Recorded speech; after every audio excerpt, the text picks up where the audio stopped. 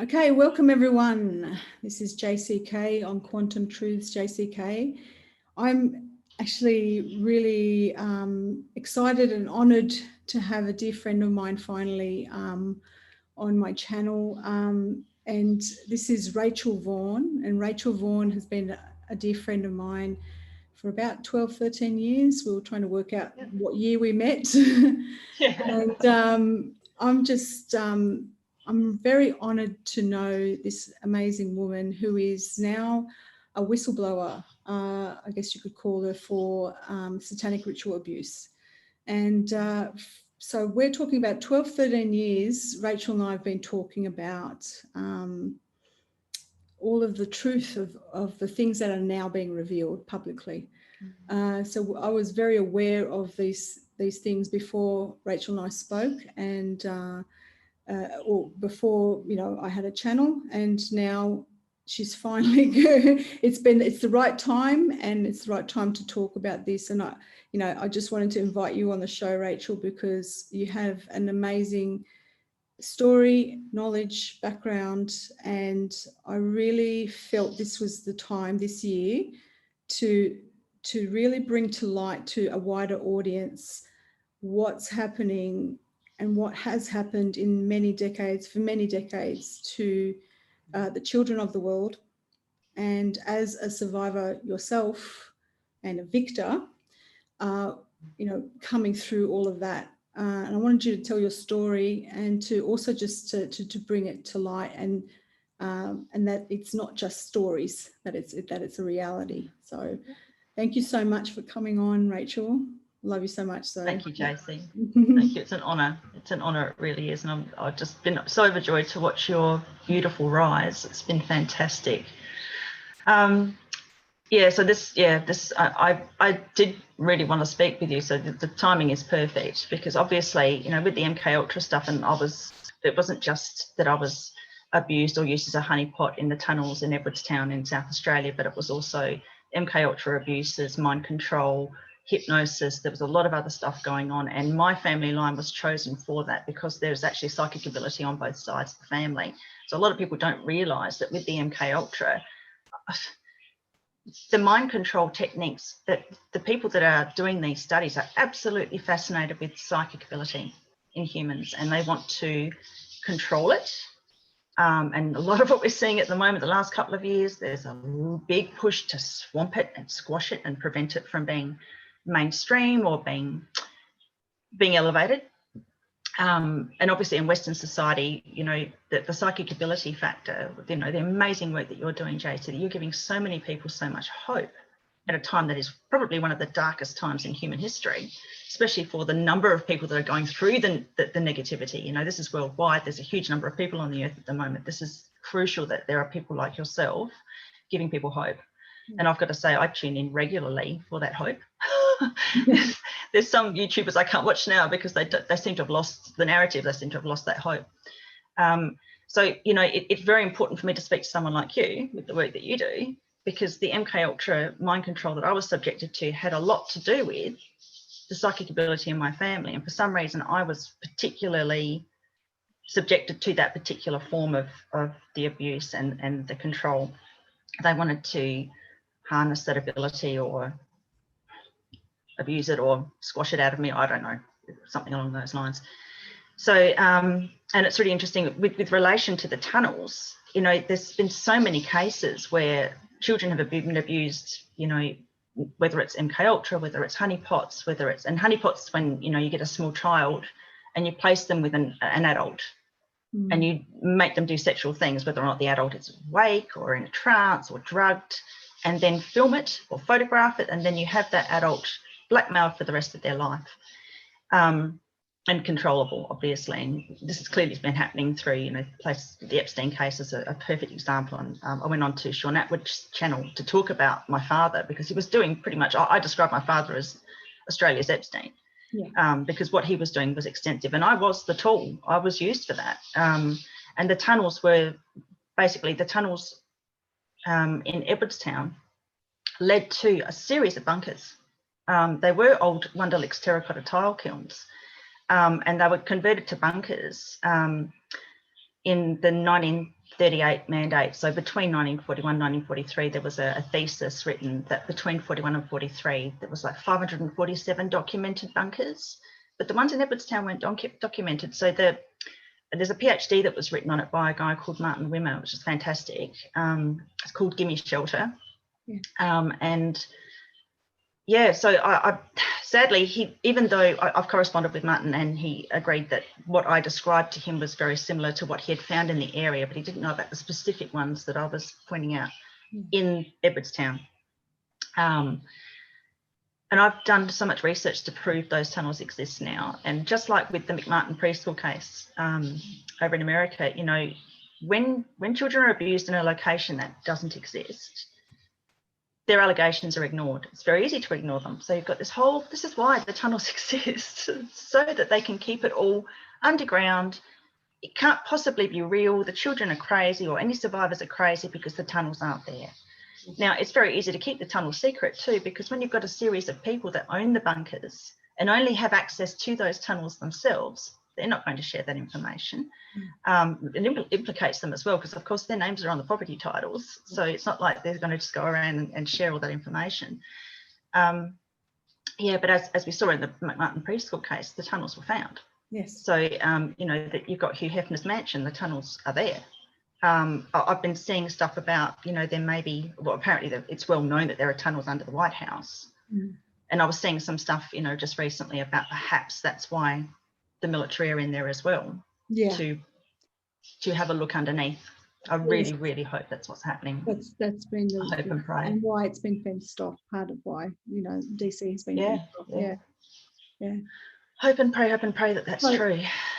If I interrupt just very briefly, that very first video I did was about investigating the underground tunnels. I wanted to have a look because my previous admin had mapped out all of these the earthquakes that were being reported around Australia, and he had mapped out, and it was all exactly 10 kilometres under, 10 kilometres under, 10 kilometres under, and it formed this tunnel system.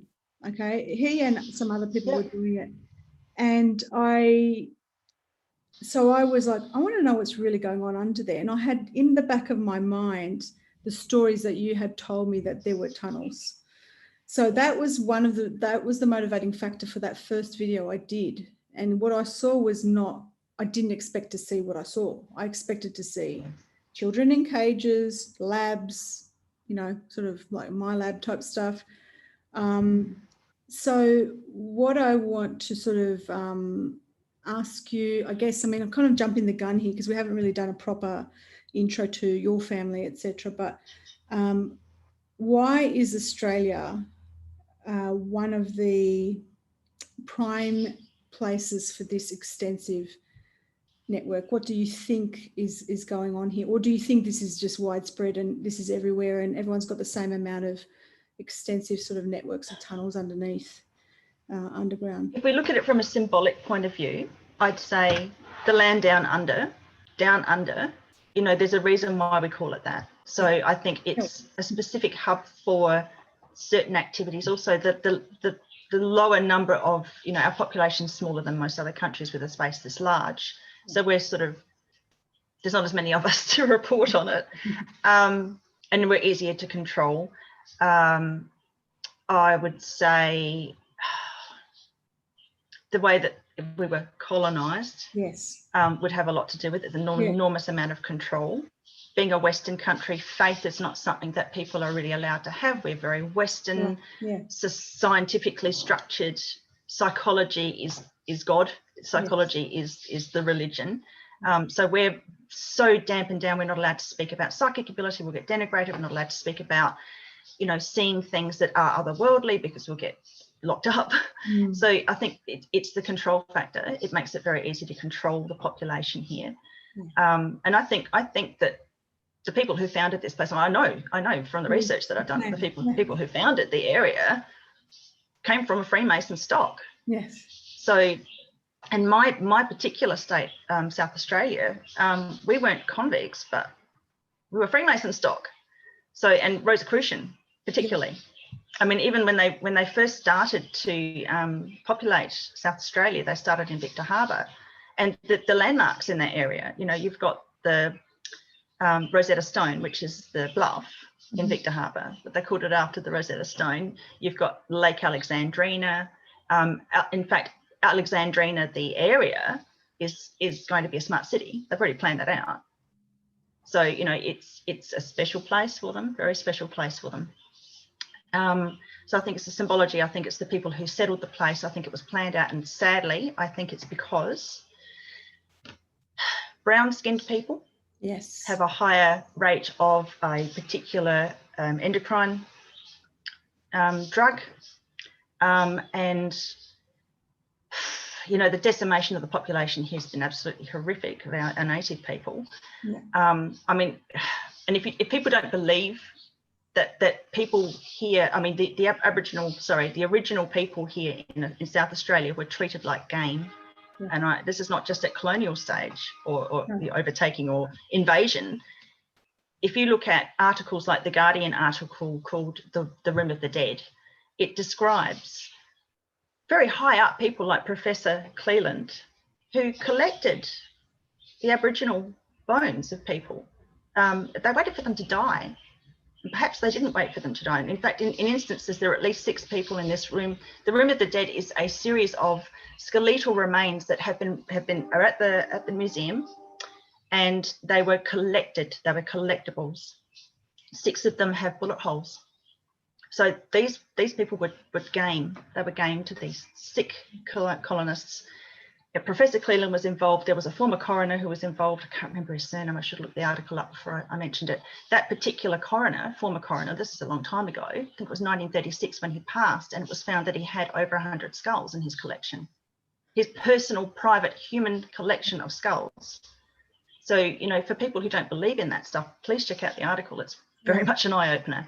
And the Aboriginal people were terrified of going into institutions because they knew what was happening. They tried to abscond, and they would be chased down and dragged back. It's just, so I think there's several reasons. And this was part of the remote view I did of Woomera and Pine Gap, what was really going on underneath, which I didn't, I'm getting shivers. I didn't clearly mention in that particular video that when I did remote view the military, that they were under a trance. So whoever was working in those lower levels of those places, they did not know what they were doing. They were actually, it was almost like a technology that it got switched on. And then, so there's so much stuff. I mean, this is so layered, and we could talk about what's happening in the 3D world, and we could talk about why would they go for Indigenous people. I felt the same thing about South Africa and Zimbabwe and those regions with the colonisation, etc., what they were doing to darker skinned people there. I mean, all of that is like you said, they might have a higher adrenochrome production. Is that what you were saying? Now, I can remember an article, I just want to say this briefly. I can remember an article about the Queen, and I just think this is hidden in plain sight. There was this quaint little article about Queen Elizabeth, about what she has for breakfast. And they mentioned in it that the Queen prefers her brown eggs over the white eggs because they are tastier. And it's stuck in my head. And when more information sort of came to light about Queen Elizabeth, I just thought that was, that's basically, what is that saying? We know about her, what happened in Canada when her and Prince Philip went there, and all those native children went missing on that picnic. And this just goes back to those horrific stories that we know of what has been happening on this planet for thousands of years, and the enslavement of the people. But I wanted to talk about your experience, and people will make the connections anyway to all these other things, because when we get more people coming forward and making these sorts of stories public, we start to piece the things together to try to understand just the extent of the control we've been under, and so that we can undo the trauma. Okay, because we can't undo trauma collectively until we know exactly what's been happening to us, to our people and to and who was our enemy. It's the whole concept of know your enemy. Okay. Yes. So that's mainly why I wanted you on, because I wanted you have such a powerful, incredible story. And so we will can we start first, because you've got so much information, we might have to do another interview, but can you start first just to explain, maybe just talk about your family and what you remember of the roles that people played, etc., and then just go for it. Go tell me a story. Yeah. All right. So I hail from the McIntyre family, and our family line, we have Kennedys, we have quite a an interesting family. Wrights. My great grandfather, Joseph Wright, was very, very high up in the Freemasons, and that's my paternal great grandfather. I was predominantly abused by my father, who was a Rosicrucian member of the Golden Dawn sect and a Freemason. As far as the Golden Dawn sect is concerned, that was Aleister Crowley's group.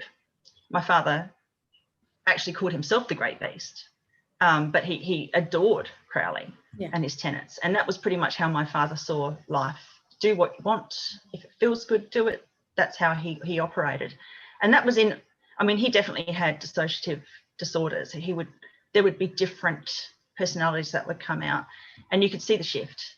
So for those that don't believe in otherworldly entities that take over and possess people, you might just want to look at the fact that, like that photograph I showed to you, my father could be quite normal at times, and something would trigger him, and it would be like a dark cloud would come over him. Now, I'm not saying I saw a dark cloud come over him and possess his body. He would just shift into a completely different personality. His facial features, his voice would change, and he would become very, very dark, very cruel immediately. It was just instantaneous.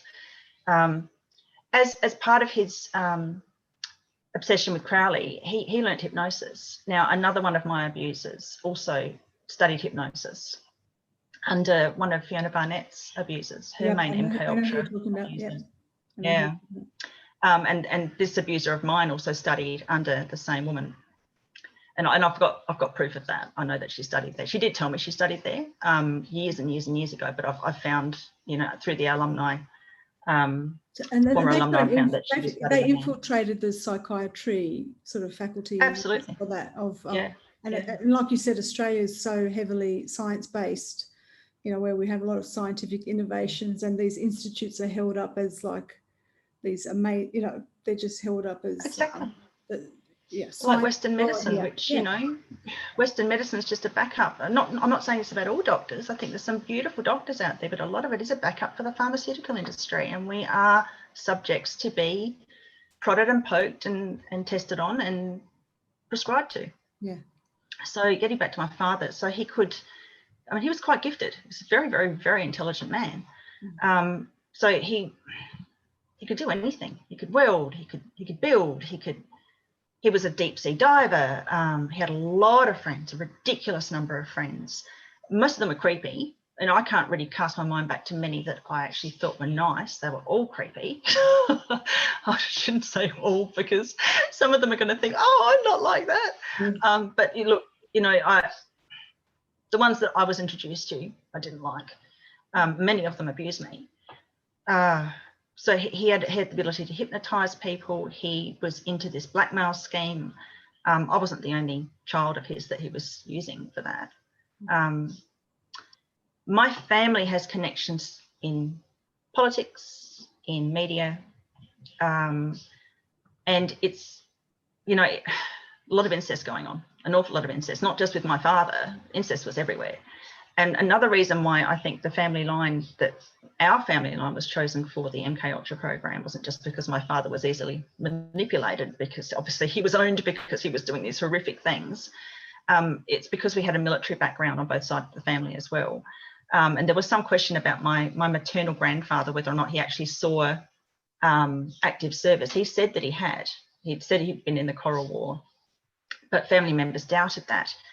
I tried to apply through Veterans Affairs for his documentation, and they wouldn't give it to me. They said it had to go to his widow. So that was an acknowledgement that they had it existed. So he did see active service. He was subjected to electroshock treatment. My other grandfather on the paternal side survived 2 wars. One, he was a rat of Tobruk and survived the Kokoda Trail. So when you have intergenerational abuse and trauma through things like military service, it seems to go down. I don't know how, but obviously if the MK Ultra scientists are fascinated with it, they must go through the DNA, or perhaps it's perpetrated in behaviours with children and then grandchildren. You know, that military connection seems to be, I mean, if you know of what happened in, there's a book written by Vaughan about weird scenes inside the canyon, about Laurel Canyon and all the connections there to in the music industry, and how most of the famous musicians from the 60s, that, you know, the hippie generation, all their families were military, all that you could trace military. And this goes back, I mean, you check any celebrity or musician who has had an unusual demise or some kind of strange thing where you're thinking, have they MK Ultra'd? There's always a military connection. And then that goes back to something that I heard that Sacha Stone had said about, that he said that in the military that they sign, basically, you're basically signing over permission for that the military own not just the soldier, okay, not just the person signing up, but their spouse, their children, and every generation to come. So my God. they actually own them.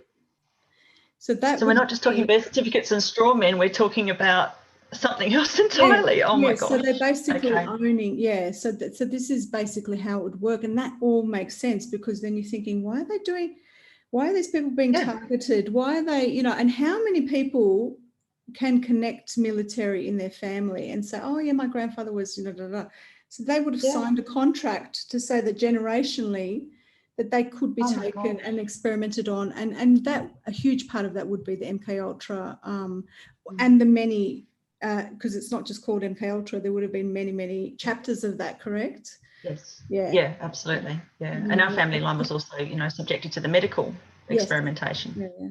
That's become very. And my grandfather on my mother's side, obviously, he got a lot of it. And I was medically experimented on. The other family members have come forward to me and said they were medically experimented on as well. So it's not just, you know, the stuff that I've divulged in other interviews. There was also, you know, student doctors needing to learn how to catheterize a child through the urethra. So I was subjected to that, you know, and so, you know, that on top of the sexual abuse I suffered from very early age, it's a wonder I can even go, you know, and I've had to have procedures done, and, you know, it's just, you're just a lump of meat to be practiced upon. And that's sort of, you know, that's a segue to that particular area that we were wanting to talk about with the butcher that I mentioned in my ITNJ testimony. There was a property next door where I was taken as a child, and that's where I was catheterized. These people were practicing on me. It was one of the first memories that came up in 2006. So, and I wrote to Ted Mulligan of the Mulligan Inquiry about that. Now, that was the terms of reference for that inquiry really didn't include in familial abuse. It was mostly institutional abuse. So unfortunately, wasn't really much that Ted could do for me or my sibling, who was also making allegations through that inquiry. But I learned a great deal from sort of interacting and then reading on about the inquiry afterwards. And the inquiry did cover the children that I believe my father was involved with disposing of or torturing and murdering, who went missing from the Glandore Boys' Home. Now, this particular property is just up the road. It's actually in between where I grew up in Edwardstown and the Glandore Boys' Home. So now I don't know if I doubt that the owners of that particular butcher, it's not a butcher anymore. I doubt that they're the same owners. The abuses and the things that I saw there and next door and behind were in the 70s and 80s. But it's interesting, the property behind it has sold not that long ago, and you can see there's like a trap door in the real estate photographs, it's quite obvious that there's something underneath. Just outside, and this is another thing, there's commissary tunnels all over Adelaide. So they're the Telstra tunnels. Used to be Telecom, now Telstra. And you can see them on most main streets. They've got metal plates over them, rectangular metal plates, and usually in a system of 2 or 4, sometimes 6. There are pits underneath there, but they're actually tunnels, but they can be closed off in some sections, and some sections aren't. They're open and you can just keep walking through them. Those tunnels are everywhere. Now, for some reason in Edwardstown and Glandore, they're not on the main streets, just on the main streets. They're also on the side streets, which is very, very unusual. I've not found that anywhere else except for in some country locations. So there is a tunnel system going down beside the property I've just mentioned that used to be a butcher and the bakery behind, leading straight to the Glandore Boys' Home. Yeah. So did you want to talk about the butcher? Did you want to talk about the butcher? Because you said, I don't know if it was you that mentioned about the symbol, and not necessarily that one, but just in general. Yeah. So when I was a child, I don't remember it being a painted symbol on the outside of the property. I just remember my father pointing to the window of the property and sniggering about how you could get your special meat there. And I won't go too much into it, but people can easily make a correlation between what sort of meat is special. Now, I don't remember this symbol being there. I later learned what the symbol meant, but that symbol is being used now. It hasn't changed.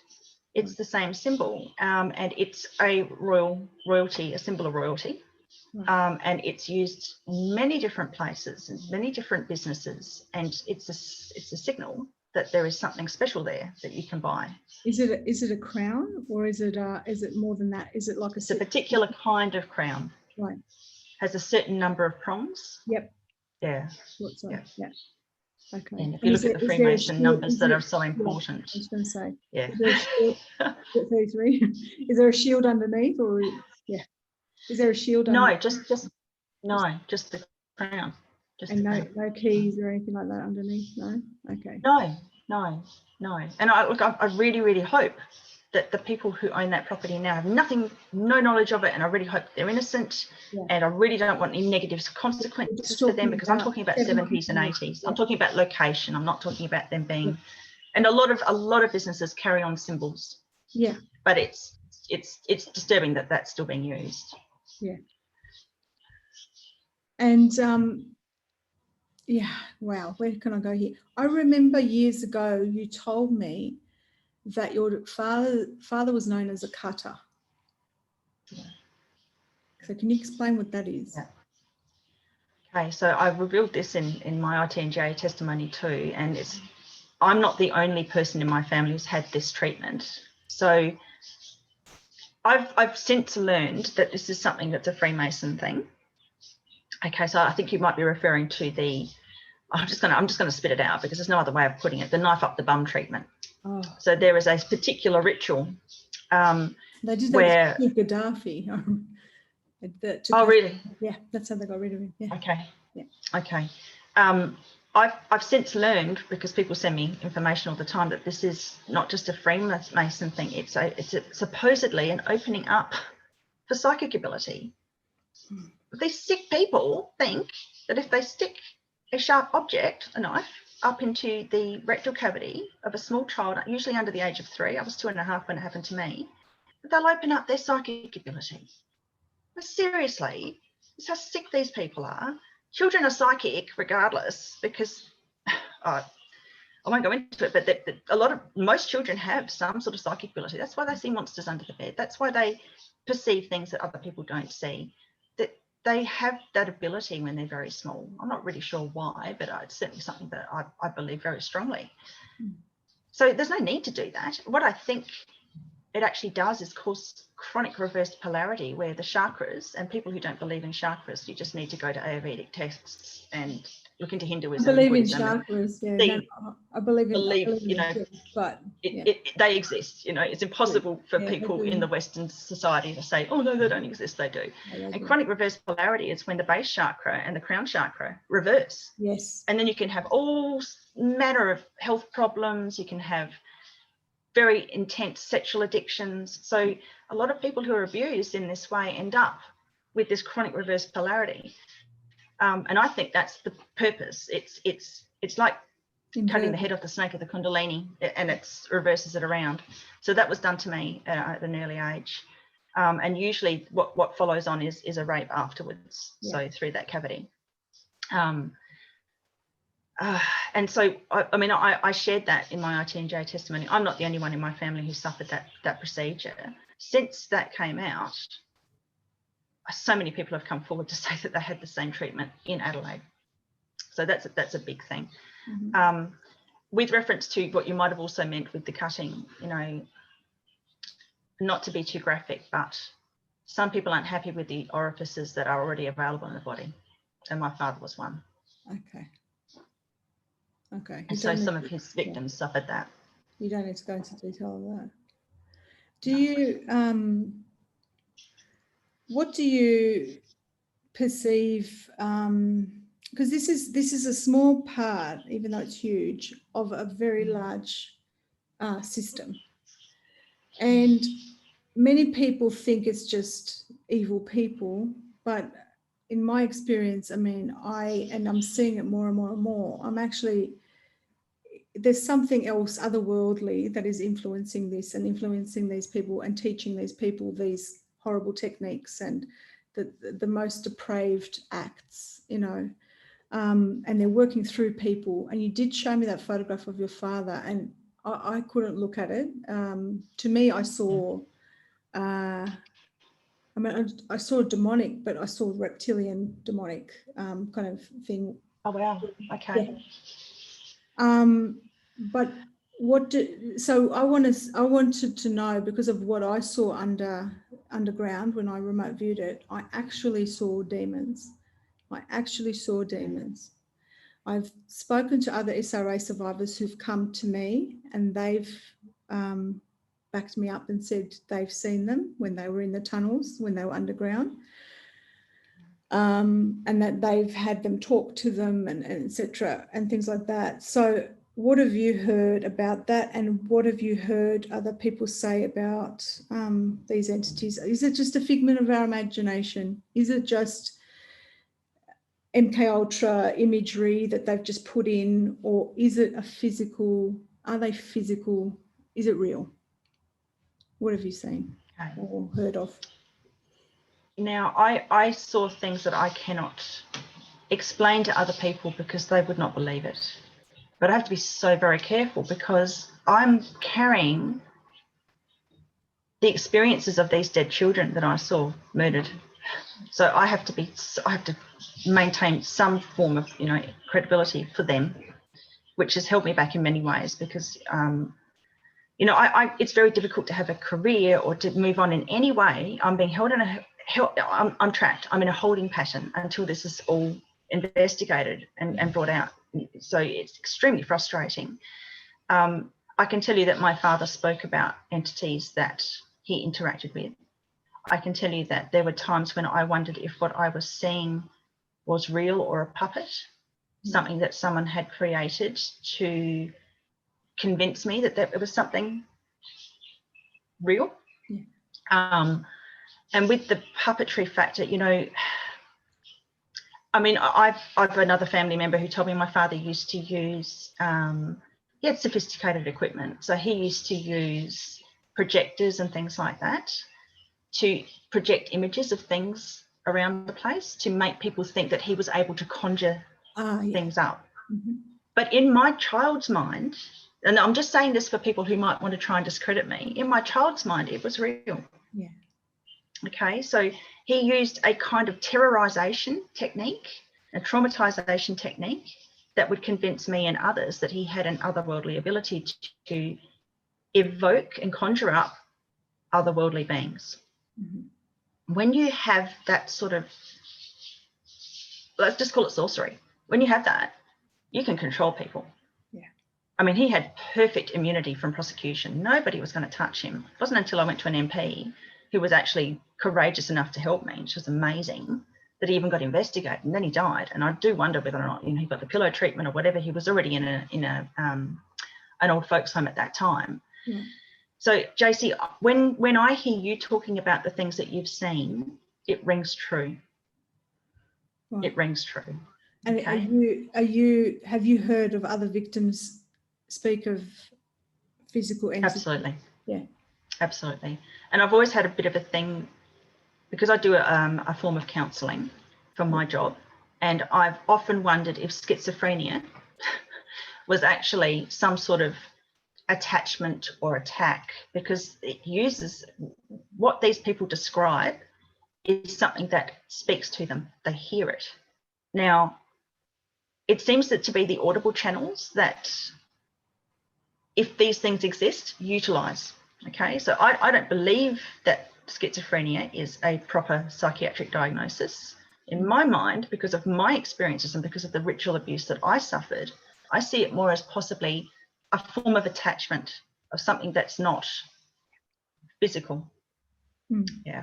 And, you know, the old adage that the devil made me do it, you know, people often speak about it. You know, it's not an excuse, but it's like, well, something took over. Yeah. I heard voices, you know, and then they do these horrific acts. Absolutely. Yeah. Psychically, I see it as, and I spoke about this in my last live that I did, that somebody asked about schizophrenia, and I said, I'm going to only speak about it metaphysically and not scientifically. But the way I see it is like in the aura, especially around the brain, it feels like there's an actual split there, there's like been something's interfered with the energy around the head, and that it's allowing other dimensions to come through and infiltrate and affect. Because a lot of schizophrenics, because I had a friend who was a psychiatric nurse, and she would say to me that all the schizophrenics that would come through, they were so psychic, that they would hear things talking to them and saying, you know, talking about people around the room. And she said she would like sort of go, how did they know about that about me? It was like something was talking to them about that. So yeah. So that's a way to demonize and dehumanize people who have psychic ability and who pick up on these things. Yeah.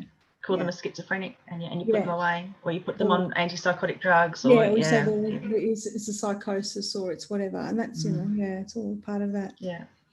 So whereas in other countries, in Eastern countries, that sort of ability can become a career. Yeah. People can pick up on those things. You know, they might get help to control it, and then they can move on and use it and make it a positive. Whereas here in Western countries, in Australia, you daren't even speak about it.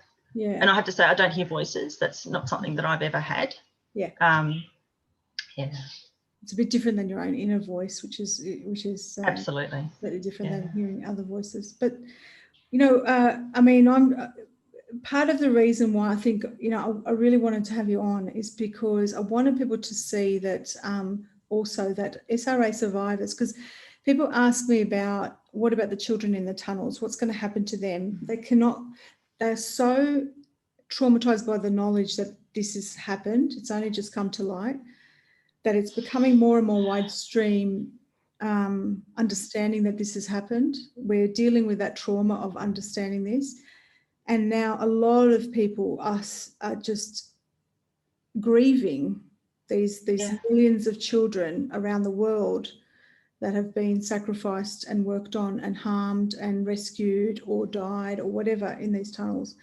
So I wanted people to sort of see you and see that through this horrible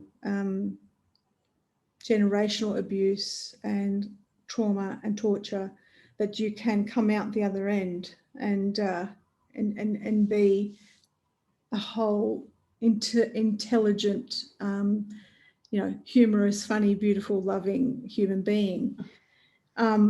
So just in you know, being here and being a voice, I know that you're going to be,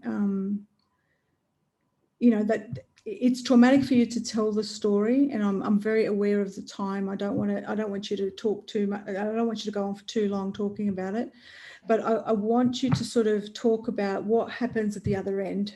How do we get out of this? What can we, can these people survive? Can they move forward, etc.? Yep. So, I mean, a huge part of surviving is acknowledgement. So the fact that we've had 4 years where this has actually all come out to the surface, people are finally able to speak about it. That's massive. You know, otherwise people are constantly, you know, when you're a survivor, and because of the otherworldly elements involved with SRA, you can't speak about it. It's terrifying. So now finally people can speak about it. So now that you know, and their family members and their friends might not be able to handle it, but there'll be people like me and people like you and people all over the world now who say, I believe you. Yeah. That's massive. That's massive. Of course, there's always a light at the end of the tunnel. There's always a way out. So I was talking to a group of people just recently, and someone asked me, you know, how have you survived and remained so sane? And my answer was, I was born in the Chinese year of the ox, and I'm extremely stubborn, and I will not allow anybody to have it over on me. I had that as a child.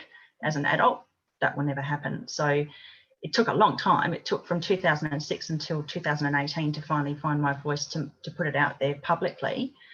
So, you know, for those who are watching who are still, you know, too full of fear or concerned of how people will perceive them, there's nothing wrong with that. That's perfectly normal and human. I was just so incredibly stubborn that I decided that I was just going to go and do it anyway. I didn't really care what the perception was, and I'd already lost a lot of family at that point, so it wasn't like it was going to be a loss. I'd lost everything already, and honestly, the catharsis of getting out there and speaking up has been massive. I've not been sued. I've had threats, but the more I speak out, the more I realise I am becoming more and more powerful. I've got a whole group of trolls that spend an enormous amount of their time and energy denigrating me, and I realise. It used to make me upset, but I now look at it and think, my God, how powerful am I that they have to do that? And no doubt you'll get some more trolls today, and I'll get some more trolls. Oh yeah, love that. Bring them on, come on. Yeah, exactly. So, you know, they're trying so hard, and it used to upset me. It doesn't anymore. I feel so empowered by it. It's fantastic. So try and turn, you know, for those watching who are survivors, who want to speak out but don't know how and are frightened to do so, the more you do it, the further you go, the more you realise you're actually the one who's now in control, that they are the ones who are afraid. You have everything on them. And I do. I mean, I have a lot of evidence. Until I get the right police officer to take the evidence and to take it to court, I won't be able to get the hard, you know, allegations and convictions put down. But the evidence is there, and I don't really need the convictions. I know that what I'm telling is the truth. I have corroborating family members. Exactly. What about people like Senator Heffernan, who was trying to expose the paedophilia rings within higher up circles? Can you approach someone like that, or is it just still going to just be blocked everywhere you go? I think it's about to unlock. Yeah. I think it's about to unlock. So in South Australia, the Child Protection Minister is now under fire because she's not been acting. There's 5 state wards who are pregnant. I mean, this is the tip of the iceberg, that these state wards are pregnant. It's just a tiny fraction. I'm not diminishing their suffering, God no. Yeah. But this is a tiny fraction of what's going on. It's a whole child pedophile ring going on. Not just the one that's still operating in Edwardstown. I know it's still operating, and the police are ignoring it. Or they're probably part of it. I know, you know, there was a chief inspector of police who I was being abused by as a child. And he's been incarcerated for somebody else's abuse, but not mine. So he's already convicted, but the police won't go after him. So, you know, there's already this limelight on the child trafficking in South Australia. It's big. So yes, Rachel Sanderson, the Member of Parliament for the Child Protection Minister, she's under major fire, but she lost all her rights over children in 2018. That was all handed over to Cathy Taylor, the Chief Executive of the DCP. So she actually doesn't have any rights over children, hasn't had since 2018. So the fact that there's ministers now attacking her, it's just ridiculous. It's just it's like a show. Yeah. She certainly seems upset about it, but it's like a show. Yeah. But I think the more and more that comes out into the mainstream media, the more and more it's going to be made obvious. You know, we've got Senator Heffernan Anne Bressington. You know, these beautiful, amazing people went out there way before anybody else really spoke up, and put themselves out there and were ridiculed. And nobody bats an eyelid in the mainstream, do they? You've got a former Prime Minister on this list of pedophiles. Exactly. Nobody. I mean, I shared that. I remember sharing that video of him in Parliament, like exposing this. Crickets. Yes, exactly. Yeah. But it is coming out. I mean, the people who put suppression orders on things like the Wood Royal Commission and the Mulligan Inquiry, their names are there forever, and we know who suppressed those findings or those names. 922 perpetrators in South Australia that were never named, or the suppressed that are suppressed for 80 years. And we know that John Howard and Michael Atkinson were the ones who signed off on that, and that will forever be a besmirch their name. Yeah, absolutely. Wow. Is there is there anything else you wanted to talk about? Because there is a big thing that I did want you to mention, but I don't know if you want to, about your father and his involvement in certain things. But is there anything that you wanted to add to your story or talk about before? Because I'm just conscious of the time. I don't want you to dwell on this, for too long. So, well, I mean, my father was involved with high-profile missing children. So there is, it's. So what I would ask, I'm constantly being harassed that apparently the only way I can get any attention is to name these poor children. So I'm not going to name them, but I would ask people to Google Stansbury Petition, and they'll find out what I'm talking about. Okay, so I've not used those children's names to promote myself.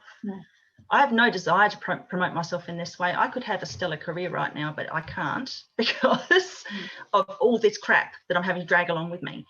So if you go to the Stansbury Petition, please sign it. We already have 24,000 signatures on there. Wow. It's to dig a particular sinkhole on my father's former property where there are the remains of children. Not just 3, there's likely to be 6. Can I mention that? There's other things. Can I mention other things I don't know years ago? Can I mention that years ago I did a psychic reading for you, and I mentioned that.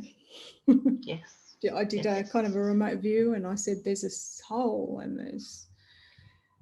Yes. And I didn't remember at the time, but many years later, I recalled crawling through. When you have a sinkhole, there is a tunnel where the water goes out from the sinkhole to the ocean. Yes. Okay. And I was taken through a tunnel as a child, taken into a small cave, which was part of the sinkhole system, and saw a wall of skulls. Yes. So we're not just talking about. That's what I saw. Yeah. Remember I said that. And that's what you saw. I said. But at the time, that memory hadn't been unlocked. I didn't remember that until I think it was 2019. Because I saw it back in 2008, 2009. Yep. Yeah. Can I mention the prediction that you made about my father's demise? Yes, because I can't remember. So tell me. That's okay. So, I mean, this just blew my mind, darling. So you told me back in 2008, when I really wanted my father to die tomorrow, you told me back in 2008 that he would die at 88. And he died 2 weeks shy of his 89th birthday. You were within 2 weeks. Whoa. 2 weeks shy of his 89th birthday in 2017. You were absolutely spot on. Yeah. Absolutely spot on. I was so annoyed at the time. I didn't want to win that. I remember. But you were right. Because there was things that you asked me to tap into, and I'd pick up on them, but then I'd forget that I'd said it. And it was things that you, So and stuff about your brother, I think we were worried about. And our mutual friend, she actually transcribed the reading that you gave me. I've still got that. So I was just wanting to clarify, my best friend of like soul sister best friend is how I met you. I'm just going to put that up on the screen. I don't know if you can see that. Stansbury. Yep, can see it. Thank you, darling. So it looks like a mirror on my screen, but it will be back. It will be the normal way around. Can see it clearly. But look that up, please, and sign that Stansbury Petition, and you'll know what Rachel's talking about of the involvement in that her late father was involved in that situation. So is there more to this story that you want to add? Maybe we'll have to do another part. I just don't want you to be in the, to dwell on this really dark stuff for too long. I'm mindful of that. Okay, this is probably how we could wrap up. What would you say, because I've been approached by many SRA survivors, they're starting to get the courage to come out. They want to talk about it. Some of them are being suppressed because they've got current court proceedings. Some of them are worried about coming forward because they're actually still being gang stalked, which I think, does that stop around the age 35, I was told? When does the gang stalking stop? That's a good question. Because somebody told me that I don't leave my house very often, so I don't get it. But okay. Well, I mean, all of that sort of stuff. So if somebody wants to come forward, what would you suggest? Because sometimes I go, do I give them your details to contact you? I don't want to overburden you with a lot of the trauma of hearing their stories, but I'm sort of like, these people need a safe place to go to, to be able to tell their stories or to move forward or to be able to be public without ridicule. What would you suggest? Well, probably the best way that they can contact me, because I go on Facebook now and I'm overwhelmed by correspondence, and I just don't seem to be able to really catch up with it. So all the people that are sending me beautiful messages on Facebook, I'm so sorry that I have not got back to you. And it's not that you're not important to me. Yeah. I really appreciate that you're contacting me. If I answered all the correspondence, there would not be time in the day to shower and eat and do those things. And I'm sure you understand where I'm coming from there. So if they want to contact me by email is probably the best way, because I'm not getting so swamped on email at the moment. So rachel.vaughan73@gmail.com. Yep. So all right. That would be probably the best details, way. But thank you, darling. For people who still don't know how to use YouTube. And they don't description box. They don't know where, and they email me personally to find out. Well, anyway, this is this is Rachel's. Oops, there we go. Rachel's email. Rachel.Vaughan VAUGHAN 73, right? At gmail.com. So I memorized it. Thank you so much. Thanks, darling. So they can so legitimate SRA survivors, we don't want people just bombarding you with questions and things like that. But if you are really ready to sort of deal with it or come forward or what have you, I would, Rachel is someone to trust. So, I'll say that 100%. So, okay, one last question. Go for it. From the SRA survivors that I have spoken to, when I tap into them psychically, I just see this and we're talking metaphysically. So if you don't believe in metaphysical stuff, you don't believe this is a multidimensional reality, then you just discard this thing that I'm saying. But when I tap into them on a metaphysical level beyond this 3D body, they always seem to have this incredible bright light within them, and that they are either extremely psychic or a very important soul that has incarnated. And so I kind of want to know what your theory is around that. Do these demons, I kind of had a theory that they seem to hone in on these children, whether or not they become satanic ritual abuse survivors or even just abused, okay? It's almost as if whatever demonic force is working through the perpetrator, they hone in on that particular aspect of the child. Yes. And so what is the theory around that? Look, I believe, so every human has a soul. Yeah. And every soul has a hue and a resonance and a vibration. Some souls have a higher frequency than others. The higher the frequency, the more energy can be harnessed. Now, I also believe that we choose our parents, because I believe in reincarnation. I believe that we reincarnate back into the same family line generally, and we choose our parents. So I had to come to that realization in 2012. It was a difficult one. And I'm not denigrating my mother. I love my mother. I just don't have a lot to do with her because she's still involved with some members of the cult, because she doesn't believe that they are part of it. And I don't want my information being passed on. So I love my mother. but I chose my father as a soul for a reason, so that I could do this work now. So that's my belief system. And as soon as I realised that I had been very, very, very physically unwell, it lifted. It took a while, but it lifted. So yeah, it was big.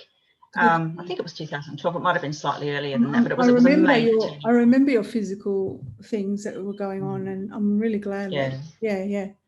Chronic reverse polarity. And I didn't have a sex addiction, but I was extremely unwell. And I read that somewhere, and it was like, oh my God, I finally know. I understand why I'm so sick.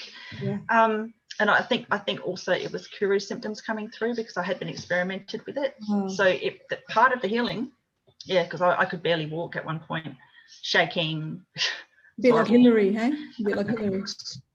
I got so skinny. Yeah. I looked like Michael Jackson for a while there.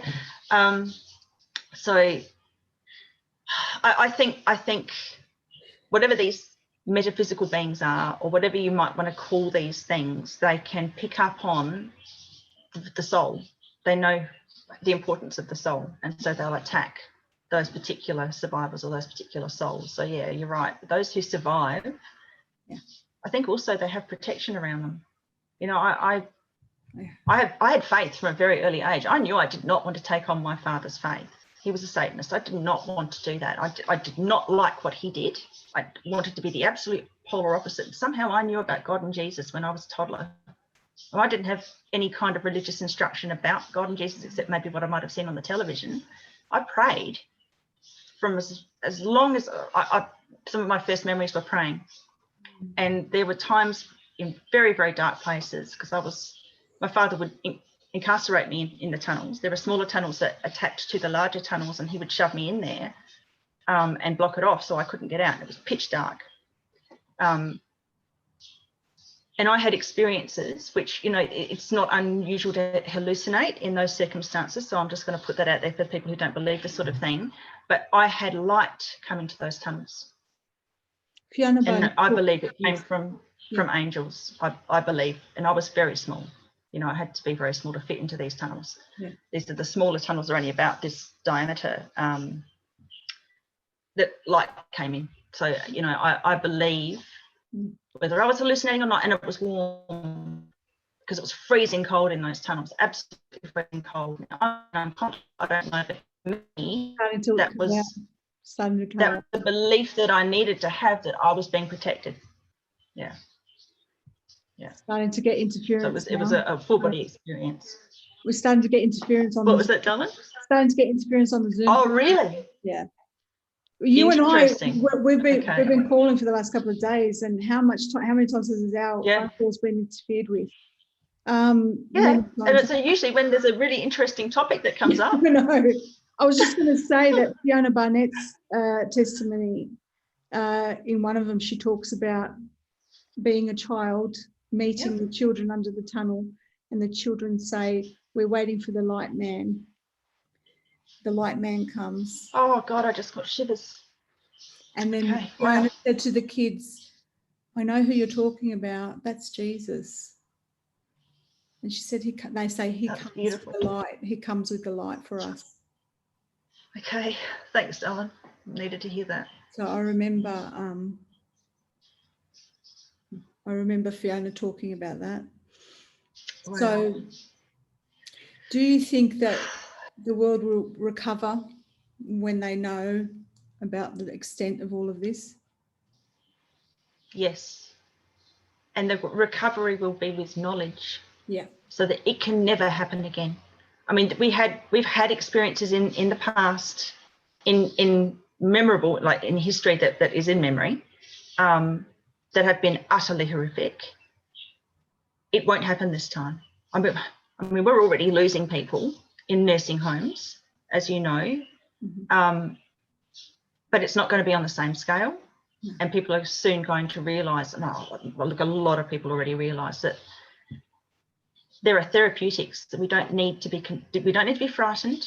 There are therapeutics available. They're being sent out en masse in India at the moment. We don't need to take experimental medical treatments when there are therapeutics available. So this has just been the most massive enlightenment awakening period. And as you know, that shift, that 21st of December shift that occurred, this vibration that we're in at the moment is, we can't go back. We cannot go back. No, as much as the power structures desperately want us to forget, we can't. It's not possible. We're connected into something different now. It's a different energy. It's a different system, different grid, different knowledge system, different connection, and we are all connected. Absolutely. Thank you so much for coming on and talking. I wish I could keep talking to you, but I'm very wary of the burden, you know, that it has on you and the toll. But if people want to contact you again, so I'll put it up on the camera again. So first of all, if you want to know more about what we were talking about that we couldn't say sort of on air, if you go to Stansbury Petition, and if you want to get in touch with Rachel, there's her email address, rachel.vaughan73 and thank you, darling. I hope we haven't said too many trigger words for YouTube to ban me. That's all right. I'm going to do it. I'm just going to take the risk and put it up. So it's all good. But I love you so much, and I'm thank you. Love you too, darling. Thank you so much. Thank you. And you know what? We were meant to. I remember you, and you reminded me of this yesterday. Years ago, you said to me, "You're going to become really famous," and I went, "Yeah."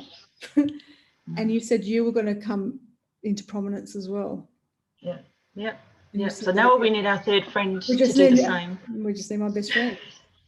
She won't come on. I keep asking her, come on. She will. She will. Yeah. Yeah.